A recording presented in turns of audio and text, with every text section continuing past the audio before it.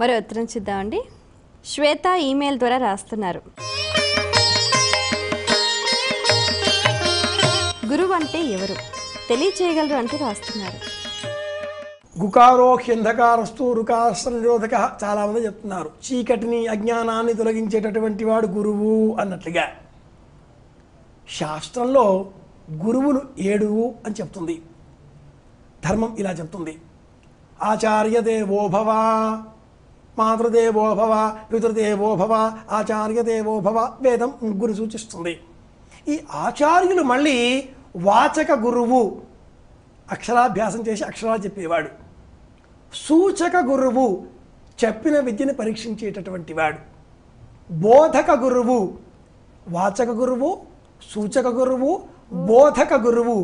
విద్య చెప్పి విద్యను పరీక్షించి తనంత వాడిగా మారాడా లేదా అని గమనిస్తూ నిరంతరం చూసేటటువంటి వాడు సూచక గురువు. 4వ వాడు నిషిద్ధ గురువు.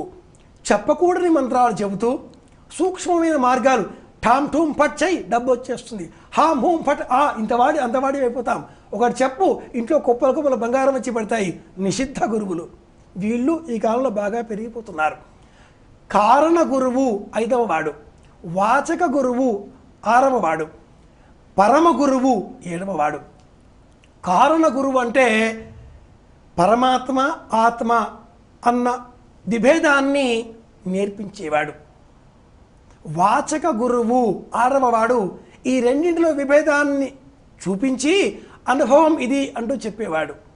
పరమ గురువు ప్రపంచమంతా ఒక్కటే, అంతా మిథ్య, ఏది మన వెంట రాదు, శాశ్వతంగా ఉండేది నీలో ఉండే జ్ఞానం ఆత్మశక్తి మాత్రమే అంటూ అనుభవైక వేద్యంగా చెప్పేటటువంటి వాడు. తాకితే చాలు పరమ గురువు అని చెబుతాం. పీఠాధిపతులు మఠాధిపతులు వాళ్ళంతా కూడా. కనుక వాచక గురువు, సూచక గురువు, బోధక గురువు, నిషిద్ధ గురువు, వాహక గురువు, కారణ గురువు, 7వ వాడు పరమ గురువు.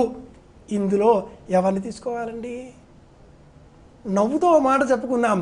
కులగురువు, విద్యాగురువు, పెళ్ళాం పెద్ద గురువు అని మనం చెప్పుకునే సామెతల్లా ఇలా నవ్వుకుంటూ ఉంటాం. గురువెవరు అంటే చాలా పెద్ద ప్రశ్న. సమాధానం మట్టుకు అమ్మ నాన్న, వీళ్ళు పరమ గురువులు. తర్వాత గురువు ఆత్మ గురువు. మన మనస్సే మనకు గురువు. మన మనస్సును మనం పరమ గురువుగా స్వీకరిద్దాం.